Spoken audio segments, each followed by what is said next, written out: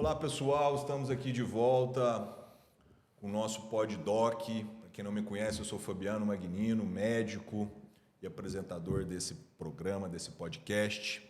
E eu queria convidar vocês, nossa audiência, a se inscrever no nosso canal, ativar o sininho, deixar um like, isso é muito importante para a gente, isso gera conteúdo e gera participação para a gente.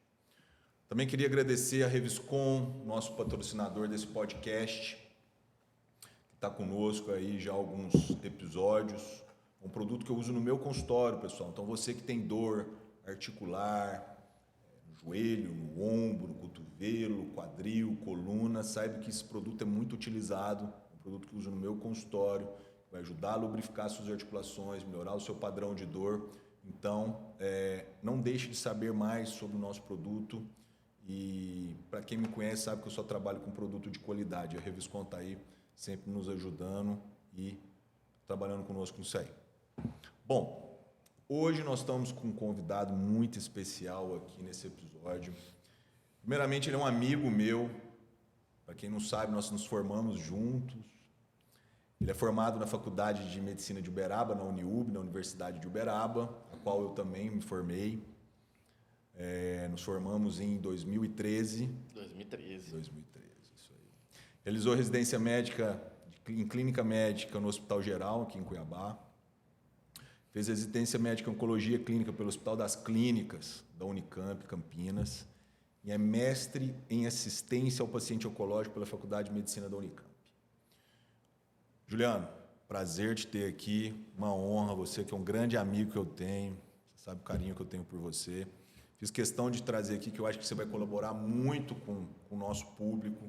Você lida com alunos também, universidade. Sim. Então, tem muitos alunos que nos veem aqui, que estão em dúvida de nós vamos abordar esse tema aqui, qual especialidade fazer. Então, um dos objetivos desse podcast é também abranger essa área. Então, é uma honra te receber aqui, meu irmão. Te chamo de irmão, que você sabe que eu te tenho como irmão. Seja bem-vindo ao nosso podcast. Bom dia, boa tarde, boa noite, né? Não sei que horário que o povo vai assistir aqui. Eu que agradeço você, Fabiano, pela oportunidade aí, por a gente falar, conhecer já de longas datas aí, né? Desde 2007, na verdade. Cuidado com o que você vai falar aqui, hein, cara? Desde 2007 aí, formando em 2013 lá em Uberaba. O mundo tá vendo. E, coincidentemente, você veio para Cuiabá. Eu já ia vir para Cuiabá de qualquer jeito, né? Mas você acabou vindo aí. Agradeço muito aí pela oportunidade, por participar do seu podcast. Já vi os episódios aí, bom pra caramba. Que bom. Tá de parabéns. Que bom que você tá gostando. E olha, o tema é muito legal, né? A questão de empreendedorismo, medicina, saúde, tudo em voga aí no assunto. Tá bem bacana mesmo. Hoje você vai tirar umas dúvidas e contar pra gente aqui, pessoal, um pouquinho da sua formação, de como teve essa vontade de fazer oncologia e dos seus projetos de vida, né? Mas vamos começar. Conta pra gente um pouquinho se você sempre quis ser médico. Como é que foi essa história na sua vida? É uma história engraçada, na verdade. Na verdade, eu no terceiro ano de colégio, né, de terceirão, eu fiz um teste vocacional, eu não sabia ainda um pouco o que eu queria, mas aí no teste acabou sendo a área da saúde, assim, minha mãe é dentista, família tem médicos no meio, então assim, eu já tinha uma noção do que... De estar mais vinculado à saúde que outras coisas, né? E eu acabei, assim, minha mãe sempre forçando um pouco a barra para eu fazer medicina. A leve pressão dos nossos pais? Uma leve pressão. Eu quis um momento odonto, mas minha mãe, que é dentista, ela foi bem contra. Isso é importante, né? Isso é importante. E depois eu agradeci, na verdade. Saber essa experiência de um profissional já estabelecido no mercado, falar, olha, meu filho, não vai, você pode até fazer, mas não te orientaria, né? Eu tô falando, eu agradeci não porque o odonto não é nobre, mas é porque eu não teria perfil para mexer com isso. E por isso também, né? Justamente. Não só pela questão de retorno, né? Mas pela questão de saber como que a profissão é, né? De perfil para profissão. Isso, de perfil. E eu acabei passando em medicina e, assim, um pouquinho da pressão da mãe, mas era mais ou menos o que eu queria. E Você passou só em Uberaba? Ou fez mais algum outro lugar? Eu prestei aqui na Unic no terceiro ano, passei em segunda chamada, mas eu não vi que eu passei. Eu fui descobrir isso no meu último semestre de faculdade, que minha mãe digitou meu nome no Google e viu que eu tinha passado. E aí eu fui para Uberaba, fiz o meio do ano lá, passei, entramos juntos. E dei graças a Deus que eu fiz medicina mesmo, porque aí era um perfil que eu gostava, né? E consegui desempenhar aí a faculdade, os 6 anos aí que foram bons. Conta um pouquinho pra gente, nós que abrangemos muito alunos de medicina, Sim. como que foi? Aqui é um estado um pouco longínquo do eixo Rio-São Paulo, Minas, a região sudeste como um todo, a região sul. Como foi para você essa transição? Sair de uma cidade igual Cuiabá, que está com os pais e tudo, e questão familiar perto, e mudar para uma outra cidade desconhecida. Sim. O que você fala aí para esse... Como é que foi isso? Na verdade, acho que foi assim, como você sabe, eu acabei morando com meus avós lá. Você tinha os avós lá, né? Mas ajudou isso? Ajudou nisso um pouco. Tá que eu ficava mais fora de casa que dentro de casa. Mas isso aí é uma coisa muito boa, porque você sai um pouco das asas dos pais, né? Então, assim, principalmente a minha mãe, que era muito protetora. Então, acabei, assim, de me desenvolvendo mais. Questão de senso de responsabilidade, senso de gasto.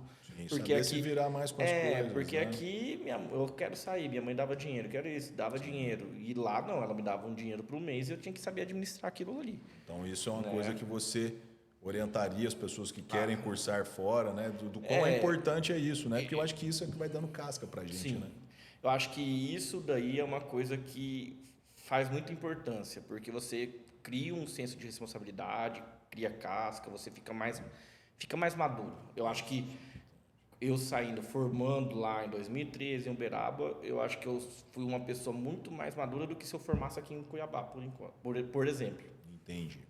E vem cá, eu já sei um pouquinho, tal, que nós somos muito próximos, mas como é que apareceu essa questão da oncologia para você aí? Como é que você optou? Você chegou, nós formamos em 2013. Sim. Como é que veio o start para oncologia? Conta isso aí pra gente. Primeiro eu vou falar da clínica médica. Porque perfeito. a gente tem, para oncologia, a gente tem que fazer clínica médica primeiramente. A clínica médica, quando eu saí da faculdade, eu queria fazer cardiologia. Me recordo disso, eu já sabia. Eu queria fazer cardiologia. Eu acabei em 2013 vindo de volta. No final de 2013, acabei começando a relacionar com a minha esposa. E eu acabei fazendo a residência de clínica médica, porque como eu queria cardiologia, eu precisava fazer clínica médica, que era uma residência pré-requisito para cardiologia. E como eu tinha acabado de começar a relacionar a minha esposa, eu não passei em 2013, eu fui passar em 2014, né? Eu fiquei 1 ano e meio aí sem a residência, formado apenas. E aqui em Cuiabá? Aqui em Cuiabá. E aí eu acabei decidindo, eu fiz prova de residência fora, São Paulo, passei também, mas eu acabei decidindo fazer em Cuiabá a residência de clínica médica, que é uma residência de pré-requisito. Então, assim, para várias outras. ao meu ver, óbvio, se você fizer fora, fazer São Paulo, que nem eu passei, você vai ter uma maior experiência, né? Em algumas situações, vai ter mais experiências de emergência, urgência, obviamente. Mas como eu tinha acabado de começar o relacionamento com a minha esposa, que é a atual esposa, né? Antes era namorada, eu decidi ficar em Cuiabá e o lugar que eu fiz, que é o Hospital Geral, é referência de cardiologia no estado. Então eu falei, você tinha esse motivo aí. eu falei, eu vou fazer aqui a referência de cardiologia, eu vou ver muita cardiologia aqui. E eu vou decidir ficar em Cuiabá mesmo, até por custo também, né? Porque eu ia morar com meus pais, então assim, eu ia gastar menos também, mesmo já ganhando. Então eu pensei muito nessa situação também. E isso foi bom? Você gostou, bom, assim? Foi bom porque você definiu... achou que... Assim, eu estou te instigando nisso, porque, como eu te falei, nós temos muitos alunos aqui. E uma coisa de objeto que você deve escutar também com os meus, eles me perguntam frequentemente. Professor, para onde que eu vou? É legal mesmo você ter uma experiência fora aqui do estado? Sim. O quanto foi bom isso para você? Então, isso é legal para você estar... No início, assim, foi bom fazer aqui porque eu fiz Uberaba, faculdade. Sim. E Cuiabá ainda querendo ou não, é muito bairrista, né? Então, se você não conhece o pessoal em Cuiabá, é difícil de você já entrar totalmente formado. Assim, você acabou tendo sorte que você já conhecia amigos que tinham aqui, então... Mas assim, eu chegar aqui, eu tinha a tia que é médica aqui, mas eu não queria depender dela para entrar no mercado. E foi bom ter feito clínica médica aqui, porque eu acabei conhecendo muita gente que hoje é médico, foi interno quando eu era residente. Então você acha, Chefe por exemplo, de mas residência, você tinha o plano de, depois de terminou tudo, retornar para cá? Tinha um plano. Então eu acho que isso também foi um ponto estratégico, pessoal. Que, querendo ou não, eu estou vendo isso. Não sei se você pode me confirmar ou não. Você ter feito clínica médica aqui foi bom para você aumentar o seu network no meio da medicina. Sim. Que lá na frente, depois que você determinasse a sua especialidade, você já sabia que você iria retornar. Então, para você que quer fazer medicina, isso é uma dica bem legal. Se você já sabe para onde que você vai ir para o seu futuro, já sabe o que você vai fazer e onde você vai trabalhar, às vezes você pode fazer, principalmente na área clínica, que a gente tem que fazer a clínica médica primeiro, já fazer na cidade que você planeja ficar para o resto da sua vida, né? Uma coisa bem legal. E a oncologia? Assim, como é que foi? Porque eu me lembro, já que você citou, eu sabia que você tinha em mente fazer cardio. Uhum. E aí, como é que foi a questão da oncologia? Então, aí na residência, eu tive muito contato com o cardio, acabei não gostando. Não é não gostando, eu acho muito legal a especialidade, mas eu acho que muita gente... Não bateu, muita gente mete o dedo. Sim, entendi. Então, assim, o feijão com arroz, para mim, na cardiologia, lógico, tem as arritmias, você pode ser eletrofisiologista como um amigo nosso, o Igor, né, lá em São Paulo, acho que ele vai mudar de lá agora. Mas eu acho assim, insuficiência cardíaca, hipertensão, todo mundo sabe mexer um pouco. Na verdade, a gente sai formado para tratar isso isso. São as mais corriqueiras. Né? Justo. E aí, no meu R2 de clínica, e lá, um adendo, né, no Hospital Geral, tem uma clínica de oncologia, que é a CACOM lá, que o Hospital Geral virou CACOM por causa dessa clínica de oncologia também. E eu tinha alguns chefes de residência de clínica médica que eram oncologistas. Então, muitos pacientes da enfermaria de clínica médica eram pacientes oncológicos, que são ricos em clínica em si. Sim. E aí, no meu R2, eu falei, eu não quero mais cardio. E eu comecei a ter contato com a oncologia. Comecei a ter contato com oncologia, acompanhar mais um ambulatório de oncologia. Então, tem uma história por trás disso aí. Esse contato que você viu lá no... Como é que era o nome aí? Na verdade, o Hospital Geral virou... É uma CACOM, né? O CACOM é o quê? É um hospital, é um centro. Sim, que aí, quando tem oncologia, você tem que virar uma CACOM, né? No SUS para isso. Mas o que me interessou, e aí dá mais dinheiro para o serviço, porque você virou um CACOM.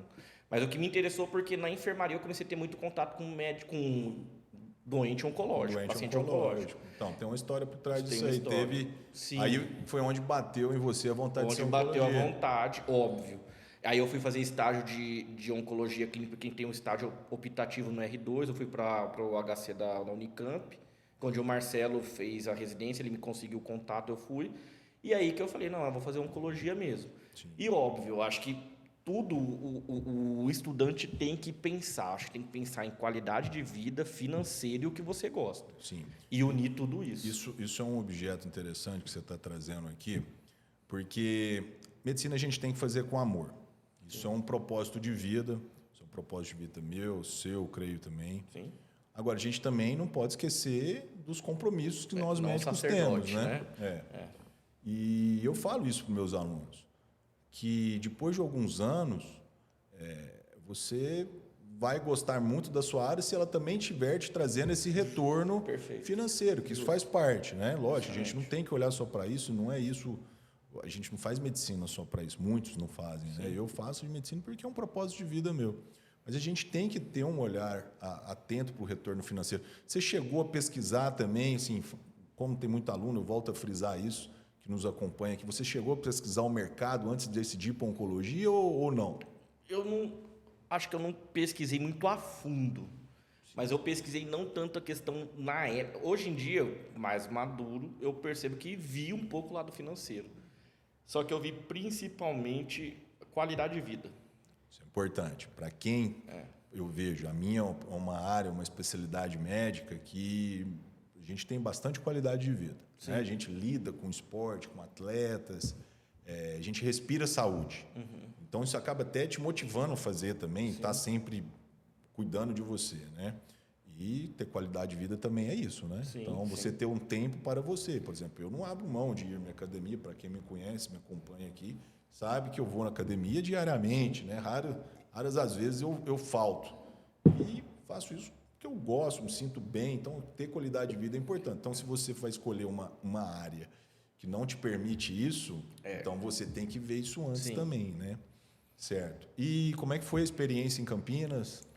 Conta um Cara, pouquinho pra gente. foi muito bom, né? Assim, eu acho Essa que questão de ser um centro de referência no Brasil. Eu acho que isso é muito importante também, né, sim, Juliano? é um centro de referência da região ali de Campinas que abrange mais ou menos 20 cidades em volta, né? É uma população ali mais ou menos 3 milhões e meio, 4 milhões que a gente consegue abranger. Lógico que tem outros serviços de oncologia em Campinas, mas acaba o principal sendo lá o HC da Unicamp. É, os 3 anos que eu passei foram 3 anos de labuta, foi pesado para poder se sustentar, porque a primeira residência eu fiz em Cuiabá. Então, assim, eu não tinha um gasto Sim, domiciliar. isso conta. E Campinas é uma Em cidade cara, Campinas é né? uma cidade cara. Então, assim, eu já tive que fazer mais Pegar uma plantão. outra realidade. Obviamente, os chefes não gostavam, mas a gente tinha que dar plantão junto com a residência. Eu acabei ainda fazendo residência e mestrado ao mesmo tempo, e plantão. Então, assim, foram 3 anos mais pesados do que na residência de clínica. Só que, ao mesmo tempo, deixa mais maduro, né? E aí você acaba tendo contato. Hoje em dia, o meu chefe de residência, ele está no Ministério da Saúde, liderando a questão das medidas de oncológicas no Ministério da Saúde. Então, assim, ele tinha alguns As anos coisas voltado em do... São Paulo chegam primeiro. A Ele verdade tinha, é essa, isso, né? ele tinha voltado do pós-doc em São Francisco há pouco tempo. Então, assim, você começa a ter contatos. Tem outros médicos que eram chefes que são grandes em Campinas e têm contato no Brasil. Chefes que sediavam estudos em Campinas e que tinham contato no mundo, no Brasil, com outros grandes. Então, assim, você acaba tendo maior contato você fazendo em grandes centros do que você fazendo em um pequeno centro. E isso é um grande diferencial no seu futuro da carreira, né? Sim, Sob de dúvida. com Eu, por certeza. exemplo, eu fiz também num hospital muito grande, que em São José do Rio Preto, na FAMERP. O que me deu de bagagem como médico, É outra coisa. coisas que eu via só em livro, que nós vimos só em livro na universidade, a gente vê lá. E fora a questão de tudo chegar corriqueiro, né? primeiro, né? Corriqueiro, é uma coisa do serviço normal. A gente estranha, eu lembro direitinho na época da faculdade. Para esse caso, pede uma tomografia. Mas assim, mas você não via. Sim. Num hospital desse, nesses serviços grandes, é igual água, nem né? água, Que nem água. Então, isso é muito legal. Eu, como você, nós temos uma carreira médica ainda não tão grande, né? Nós estamos ainda, né? Já há alguns anos de formado, tudo. E o paciente oncológico é um paciente que não é fácil lidar com ele. Dependendo das situações, não é fácil. Então, assim, a minha pergunta qual foi o maior desafio seu na sua carreira médica até hoje? E eu queria que você me falasse assim, foi um desafio pessoal de começar a ter um enfrentamento com doenças, cara, que mexem com a gente, né? Nós somos seres humanos por trás mais que nós somos especialistas, somos mais frios, né, por lidar com isso, mas é uma área de oncologia, é uma especialidade que mexe com o emocional da gente também. Você vê muito caso, a minha área, eu pego muito paciente com sequela neurológica, você tem que ter uma frieza maior com isso tudo.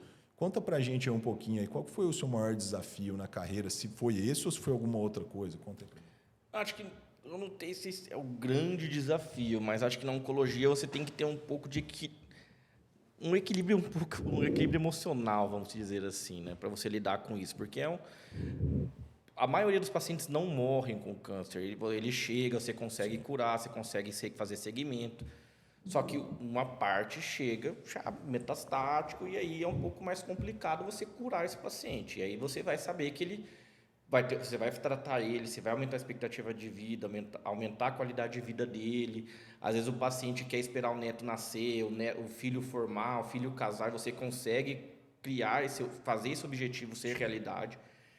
Mas você sabe que no final das contas ele vai falecer. E assim, alguns casos são emblemáticos, né? Assim, no meu caso, na minha residência, um emblemático foi uma menina da faculdade de medicina, teve um glioblastoma e morreu. Então, assim, menina de 20 anos, a turma inteira ia sempre na consulta. Uma coisa engraçada, a família nunca ia, só os amigos. Só os amigos, cara, que interessante. Então, é uma coisa que E me por marcou quê? muito. Medo da família enfrentar a doença da Não filha? sei, ia era um amigo namorado, mas sempre toda a turma ia lá no setor de Legal, oncologia, perguntava. Tem um via como lado é que bonito tava. também da doença, né? Todo mundo solidário, assim, né? Tem outros casos aqui que marcam também, assim, caso, principalmente do SUS, que chega muito complicado já, sem apoio. Assim, paciente que chega a 30, 40 anos, chega com uma doença metastática que não dá para tratar, e me chega sozinho, não. Eu sozinho na sala, falei, você tem acompanhante? Tenho, chama. Quando vem um filho de 13 anos, que é o acompanhante dele só.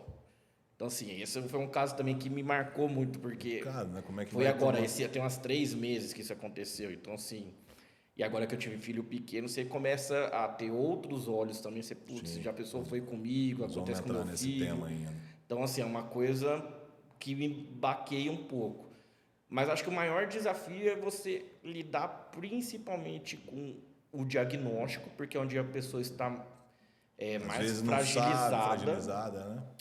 E esses momentos, assim, que já é um tratamento, não é cuidados paliativos exclusivos, mas um tratamento oncológico paliativo, você vai fazer quimioterapia, imunoterapia, algo, radioterapia, algo do gênero, mas a pessoa vai progredindo. E aí você tem que achar forças e achar forças na pessoa para tentar continuar o tratamento, porque muitos acabam querendo desistir, falar, não vai dar certo, larga, e assim, você tem que achar força porque ainda tem alguma coisa para ser feito.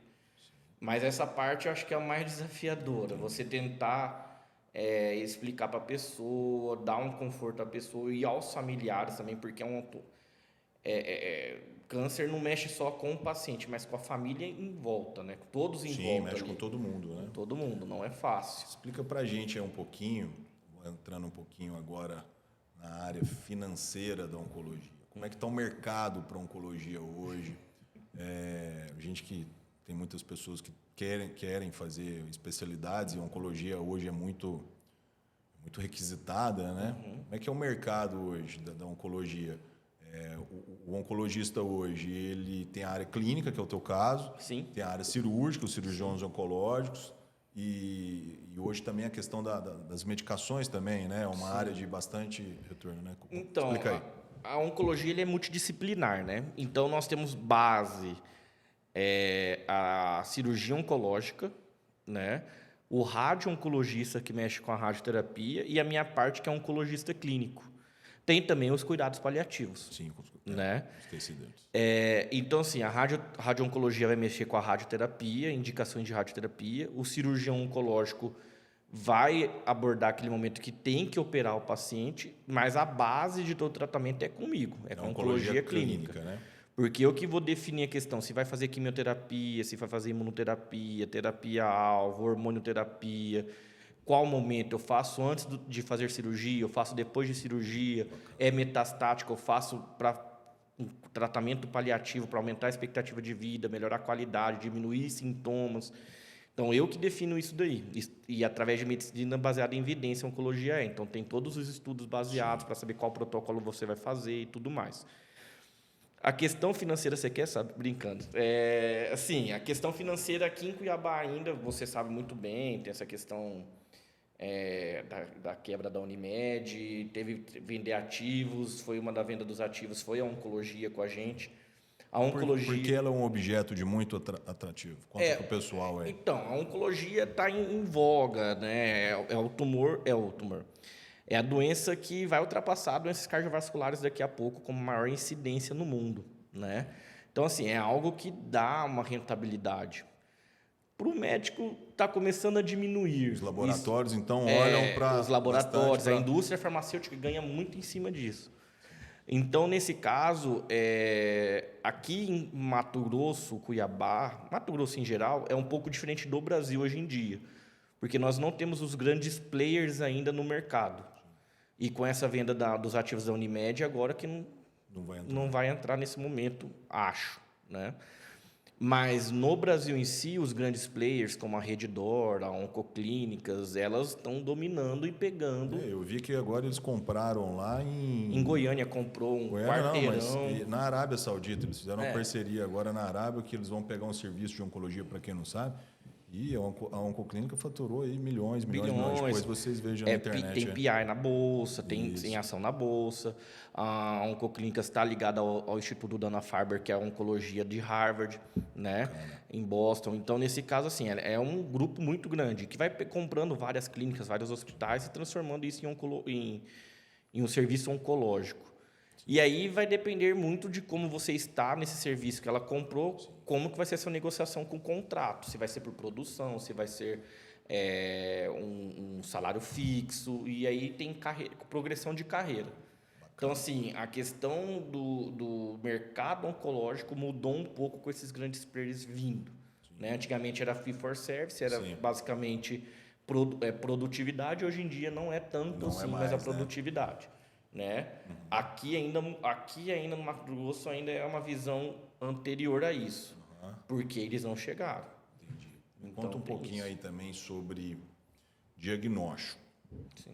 Quanto que evoluiu os diagnósticos precoces? Porque creio eu que antes as pessoas faleciam sem saber a causa, né? E com o aumento do número de diagnósticos mais assertivos, isso aumentou também a incidência, mas mais por isso, né? Justamente. Como que foi essa evolução vamos pegar da época que nós nos formamos, ou entramos na faculdade, de 2007, 2006 para cá. O que evoluiu em termos diagnósticos?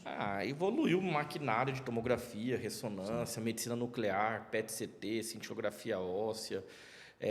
Hoje o PET-CT não só com FDG, mas PET-CT com PSMA, que é em grande voga para o câncer de próstata. Consegue limitar mais a área a ser tratada, né? Limitar não só a área a ser tratada, mas delimitar. E saber onde está acontecendo. Perfeito. Onde está tendo a doença. Então, assim, hoje em dia o maquinário está muito mais avançado, né? Questão de tratamentos também. O tratamento, Isso eu perguntar, em termos de medicamento. Medicamento, evoluiu não, muito, perto de onde a gente passava lá no Eliangote em 2012, 2013, lá mudou totalmente. Então, assim, hoje em dia nós temos a imunoterapia desde 2015 está em voga. Isso, bom você ter entrado nesse assunto. 2015 foi um marco com a imunoterapia. Sim.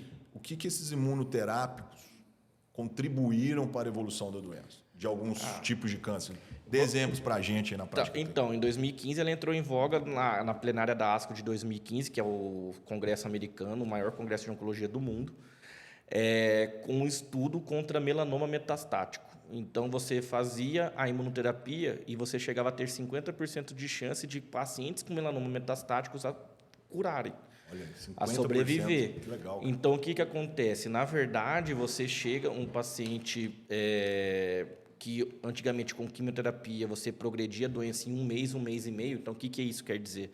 Você fez o diagnóstico, começou a quimioterapia. O melanoma em 1 mês e meio, 2 meses já tinha aumentado, você já não tinha mais o que fazer. Então, a imunoterapia veio aí para ficar. E hoje em dia está em melanoma, está em pulmão, está em estômago, está em esôfago, está em cólon, rim, bexiga. Quer dizer, evoluiu demais, né? Evoluiu em muitos, e tem mais outros entrando aí, entre outros tumores. A imunoterapia, basicamente, o que acontece? Tem algumas ligações entre células tumorais e células de defesa, vamos dizer assim, que elas se camuflam nessas ligações. Então, a imunoterapia vai quebrar essa ligação para a célula de defesa, em vez do célula tumoral se camuflar, a célula de defesa vai lá e reconhece que aquela célula... ela e ataca ela. Isso, e ataca ela. Então, é diferente legal, da quimioterapia, porque ela é um tratamento alvo, ela vai atacar o tumor. Tratamento que não dá tanto efeito colateral como aqueles... Como a quimioterapia. Quimioterapia que... em termos assim, ela não dá... Não dá tanto, né? Tanto, mas dá também, né? Explica mas isso, pessoal. quando ela dá, vem pesado. Então, assim, a quimioterapia não consegue distinguir qual é a célula tumoral e qual é a célula sadia. Então, ela mata tudo. Então, por isso que você tem maiores efeitos colaterais, como queda de cabelo, enjoo, vômito, diarreia, diminuição de células de defesa. Mais conhecidos, né? Mais conhecidos. A imunoterapia não, ela vai atacar o tumor. Então, por isso ela consegue Isso, reconhecer a isso. célula boa e da a célula ruim ruim. da célula ruim. Por isso que ela ataca o tumor. Só que às vezes ela dá um erro na matrix, vamos dizer, e ela vai lá e ataca a célula boa. Que dá também E aí essas- o que causa os efeitos, que são inflamações. Aí pneumonia, inflamação no pulmão, inflamação no pâncreas, que é o pancreatite, inflamação no intestino, que é colite. Aí as ites aí podem aparecer. Explica um pouco para o nosso público aqui quais são os tipos mais acometidos aqui, o que mais você lida no dia a dia. De tumores, né? Tumores. O feijão... Você fica à vontade aí, viu? Eu tô Ah, não, comendo aqui. tranquilo, é que estou tentando Ele gosta de evitar. comer, né? viu, pessoal? Você percebe, né? O dia a dia do oncologista clínico basicamente é câncer de mama, próstata, cólon e reto, né? E o pulmão também entra.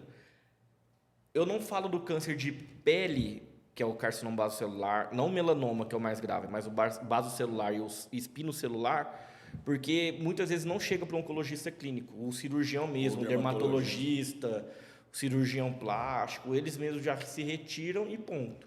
Só que a maior incidência é que não é computado por causa disso. Porque como são outras especialidades que fazem, eles acabam não computando. Mas a maior incidência de tumor mesmo é o tumor de pele, é o basocelular e o espinocelular. Beleza. Isso eu já sabia dessa resposta.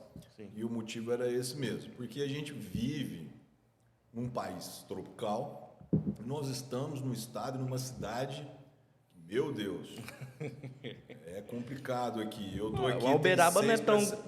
Ah, mas nada se compara com aqui. Aqui é coisa. Não, aqui é complicado. Então, aqui é muito quente, sem sombra de dúvida. E aqui as recomendações têm que ser um pouquinho mais reforçadas com o paciente, né? Fala um pouquinho sobre a influência aqui no calor, qual que é a sua rotina no dia a dia com esse perfil de paciente. Orientação, você chega como médico, dá orientação para protetor. Sim. Fala um pouquinho disso aí pra gente. O paciente aqui do nosso estado. Sim. Aqui. Nós temos até um mês de conscientização, que é o dezembro laranja, para isso daí, para esses 3 tipos de tumores principais, né, que é o espinocelular, o carcinoma basocelular, espinocelular e melanoma. O principal fator de risco, sol. Exposição solar. Exposição solar. Então, aqui é muito, né? Aí o negócio é passar protetor o dia inteiro. Então, assim... Tomar banho no sandal. no sandal. Então, assim, é protetor solar, repetir protetor solar, né? A aplicação, não é assim, apliquei uma vez e acabou.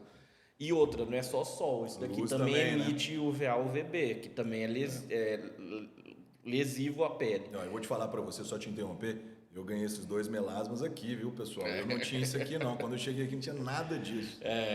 A idade também, né?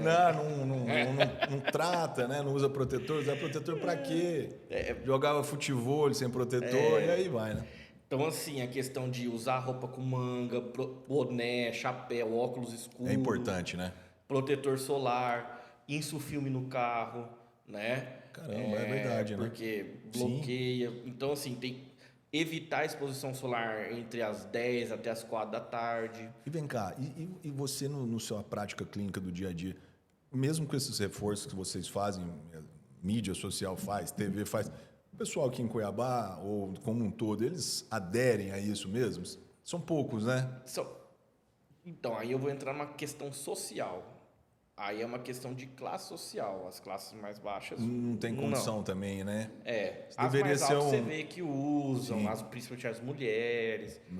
Mas eu pego muito isso... Deveria ter uma política pública para isso, né? Deveria. Eu pego muito isso no SUS. Então, aqueles pacientes que trabalham em campo, lavoura. Então, assim, eles acabam... né? Construção, aquele SEC, aquele CBC invasivo... Ele não é um tumor que dá metástase. O grande problema deles é que eles são invasivos. Então, onde ele está ali, vai infiltrando até chegar no osso, no outro órgão. Então, assim, e aí esses pacientes que são um pouco mais humildes, eles acabam não procurando. E quando vai procurar, a coisa já está bem avançada. Avançada, esse que é o problema. Bom, nós estamos chegando no mês de outubro e novembro, que no meu modo de ver são 2 meses muito importantes na área da oncologia para o mundo. Outubro rosa, câncer de mama, isso não é... Todo mundo já sabe, o mundo sabe disso. Sim. E o novembro azul, que é câncer de próstata, né? Explica a importância dessas campanhas, principalmente nesses dois tipos de câncer, porque apesar do câncer de pele ser mais acometido pela exposição solar, mas o câncer de mama e o câncer de próstata são objetos de muito ataque, mídia, tudo, né? Por diversos fatores. Explica um pouquinho para a gente aí sobre o Outubro Rosa, sobre o câncer de mama e um pouquinho também sobre o câncer de próstata, como é que está essa questão dos homens buscarem o oncologista, né? a prevenção como um todo aí. Então assim, primeiro porque o de pele é a maior incidência, só que normalmente o tratamento é cirúrgico e acabou. E não é tão comum você pegar uma doença avançada assim. A pessoa já toma conduta. Isso. Mama e próstata já é diferente, principalmente mama. Então, muitas vezes você pode pegar um paciente que não está sentindo nada e ele é metastático. Então, são tumores que, na verdade, você consegue fazer rastreio, principalmente o de mama. O de próstata, você faz o toque, tem aquele preconceito na questão do homem, abaixo das 40 anos para cima, 50 anos para cima, você acaba fazendo toque. Tem um preconceito. Explica isso aí, como é que é isso aí? É 40 ou 50? Então, na verdade, depende do que você tem. Você pode fazer com 50, só que você tem história familiar positiva. Faz com 40? Você tem que adiantar. 40 ou 45? Não, 40. Então, assim, eles fazem essa indicação quando o paciente, assim, raça negra, pacientes com histórico de câncer de próstata em familiares de primeiro grau. Então, familiares que têm primeiro grau, eles têm maior risco relativo de ter câncer de próstata. Então, assim, se meu pai tem, meu irmão tem, eu tenho maior risco do que a pessoa que não tem histórico nenhum. Então, por isso é muito importante, né? Então, por isso que você abaixa o valor da idade para você começar a fazer a prevenção. Mama já é diferente. Mama não é toque, mas sim mamografia.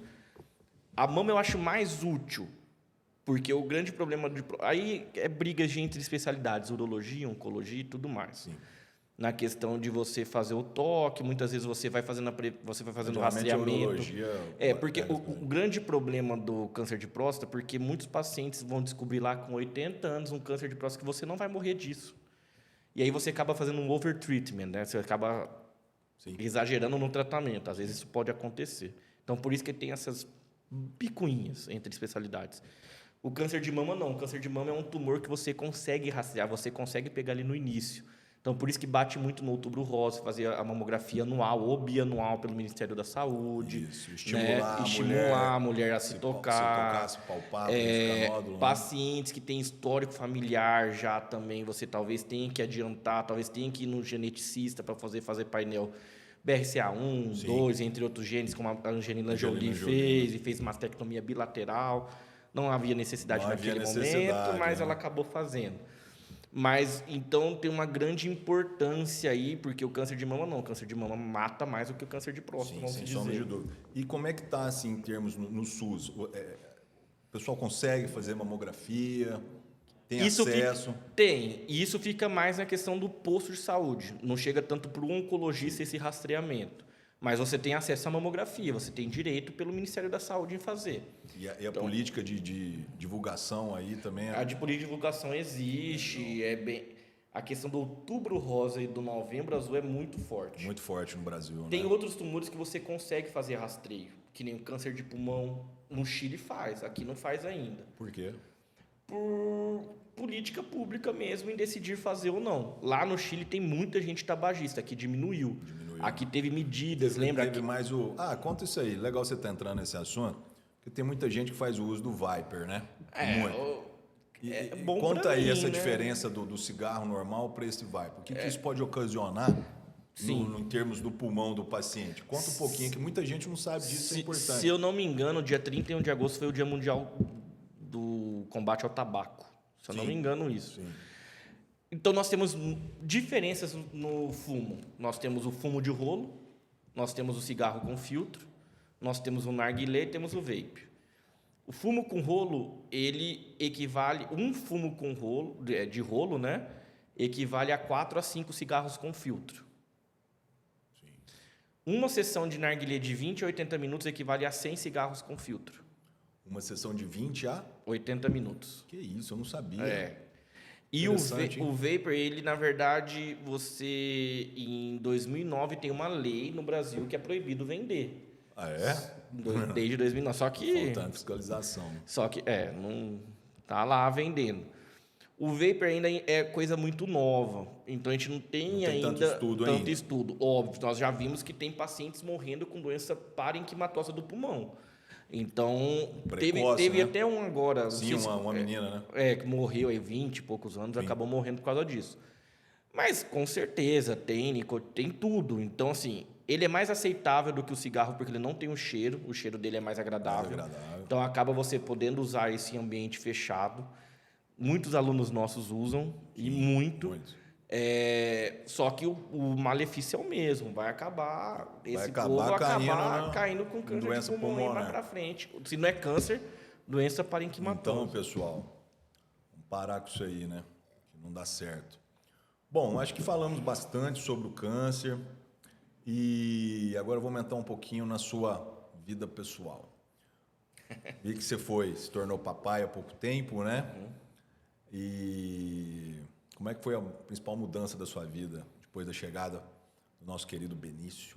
Cara, Como é que foi a paternidade aí? primeiro chegou 3 semanas antes, né? Então não estava preparado para isso daí. Olha, só dar um adendo aqui, eu estava presente no casamento dele, foi um dos momentos mais emocionantes que eu passei. Sério. Eu Porque também. ele não sabia. Eu não sabia. Ele não sabia. E aí, quando entraram lá com uma caixa, fez assim. Eu me lembro de onde que eu estava vendo, mas o que é isso? Na hora que ele abriu a caixa, infelizmente era uma camisetinha do Palmeiras, né? Pô, Palmeiras, pô, que isso. Mas era uma camisetinha do Palmeiras, todo mundo se emocionou, foi um momento muito bonito. Eu queria te confidenciar isso aí. Como é que foi isso aí? Conta pra gente. Cara, primeiramente isso daí foi difícil mesmo. No caminho do altar eu falei, ela tá grávida, quando eu vi a caixa, né? Imaginei isso daí, mas a emoção é grande. Agora, o nascimento muda a sua vida, muda a sua prioridade, muda seu pensamento. É uma coisa que é muito diferente.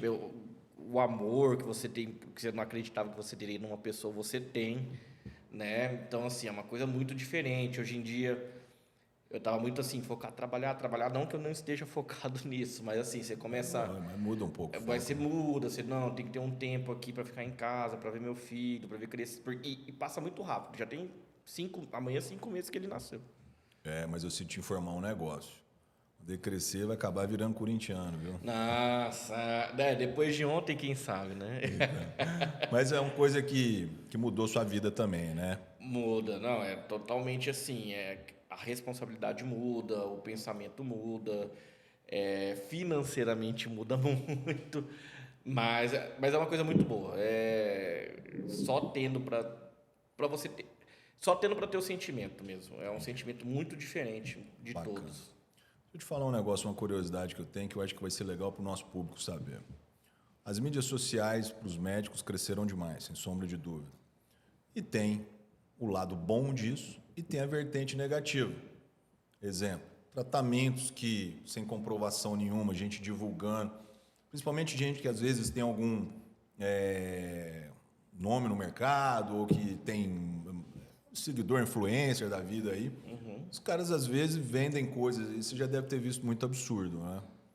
O que você já viu aí? Conta pra gente, assim, e no que acreditar, porque assim, o que eu escuto na época da Covid, então, foi coisa absurda. De soro para Covid, de colar de âmbar. Eu vi colega médico vendendo vitamina C, uma ampola de R$3 por 5 mil. Então, assim, eu vi na minha cara. Como é que você enxerga essa questão da mídia social? Porque tem um lado bom, por exemplo, pessoas com know-how falando de conteúdo, por exemplo, esse podcast aqui, você tem 2 especialistas falando de um assunto. Eu acho que passa credibilidade. Agora, tem um lado ruim também. Sim. O que você vê de lado ruim? Como é que tá isso? Como é que é a sua visão sobre isso aí? Eu acho que tem um lado ruim no seguinte, não sei se você conhece, mas eu acho muito... É o charlatanismo mesmo, né? Essas coisas de... charlatanismo. O emagrecimento em 30 dias, a questão de reposição hormonal que está em voga é muito grande. Bom assunto. Quero entrar nesse assunto. Vai, continua aí que eu quero entrar Tem pacientes assim, ainda mais câncer de próstata. Câncer de próstata, você vai ter que diminuir a testosterona da pessoa. E aí os homens ficam um pouco chateados com você fazer isso, né? Então, assim, eu vejo pacientes procurando médicos e os médicos, o cara com câncer de próstata, o médico mesmo assim, prescrevendo testosterona para ele e pau na máquina. Né? Então, assim, são coisas que eu vi paciente relatando aqui que pediram PSA, o cara, lá nas alturas, o cara riscou e escreveu PCR. E falou, não é PSA, não, é proteína C reativa. E tocou testosterona no cara com câncer de próstata. Sério? Ativo. Pois é, mas e nas mídias sociais? O que você Nas vê? mídias sociais, eu acho que é o ruim. Porque Não existe milagre, né, Jean? Não porque existe milagre. esses profissionais acabam lançando esses milagres e aí chega no consultório o paciente para você falando, e aí, o que você acha? E você tendo que tentar refutar isso. E o grande problema é que, como é milagroso, o paciente acaba normalmente acreditando mais no milagre do que em você. E acabam, todo mundo quer o resultado rápido, né? E aí acaba complicando para você, porque ela vai lá, faz o milagre, não acontece, às vezes acontece alguma coisa pior. E até você desfazer essa questão que já está enraizada nesse paciente que acreditou nesse tratamento milagroso é difícil também. É difícil, é complicado. Bom, nos dá 3 dicas aí indispensáveis sobre saúde. Fala aí pra gente. Eu não sou a pessoa 3 ou 4? Eu não sou a pessoa mais de falar de peso, mas evitar o sobrepeso, né? Evitar o sobrepeso, obviamente, a questão de atividade física, grande fundamental, importância. né? Não parece, mas eu faço academia, sou forte, não sou gordo, né? Então esse que é o, né? É o que eu falo assim. Pessoal? Forte, não sou gordo. Cara, mas a atividade... Querendo ou não, ó, um futuro utilitário do Reviscom. O ligamento cruzado do direito aqui já é arrebentado. Assim, eu acho que evitar sobrepeso, alimentação saudável, que eu estou tentando fazer agora, que minha mulher me obrigou. Praticar atividade física. Se você conseguir levar uma vida, que eu sei que é difícil, mas com menos estresse. Menos estresse, quer dizer, o psicológico também influencia muito, né? O psicológico influi muito. A gente já falou da alimentação, mas evitar processados, alimentos industrializados, sentar fruta, verdura. Obviamente, eu não estou falando... Eu estou falando assim, muitos pacientes meus oncológicos, não pode doce, porque o doce alimenta o câncer. Não é isso. E também não precisa chegar... Hoje eu tive um paciente, eu não saio de casa para comer nada, eu não como doce, eu estou louco para comer um brigadeiro. Como um brigadeiro, como né? Brigadeiro. Isso daí, assim, acho que também não precisa ser algo tão radical. Que nem a da dupla lá, a Maiara Maraíza, a menina lá, emagreceu pra caramba. Não precisa ser desse jeito também. Entendi. Nem igual a Angelina Jolie, né?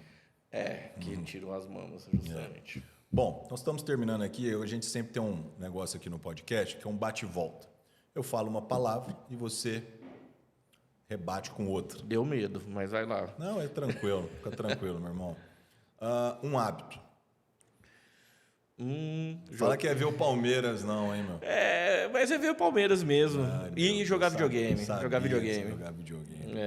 Uma música. Putz, cara, qualquer música dos Beatles aí tá valendo. Bacana. Eu que estive agora na Itália. O Andrea Bocelli foi sensacional. É sensacional. Você tem um hábito de ler? Tentei voltar com Kindle. Porque Kindle, então, um livro que você gosta. Eu tenho um grande problema. Eu demoro para ler um livro. Então, eu estou lendo agora O Imperador de Todos os Males, que é sobre a história da oncologia. Que legal, do câncer, né? É um livro que você recomenda para turma. Recomendo, mas tem um livro... Qual o nome, perdão? O Imperador de Todos os Males. O Imperador de Mas tem um livro que eu recomendo mais que chama Sapiens. Sapiens? Bacana. Esse pode ler. Um lugar. Cara, um lugar... Eu sei que você é viajado. Fala pro pessoal, eu sei, esse menino aqui é viajado, assim, viu, pessoal? Não sou tanto assim, não. Mas, por incrível que pareça, Haiti. Caramba. O lugar que eu fui no Haiti, muito lindo. Que legal. Família. É tudo, né? Benção aí agora, né? Não tem, agora não tem como falar que não é, né?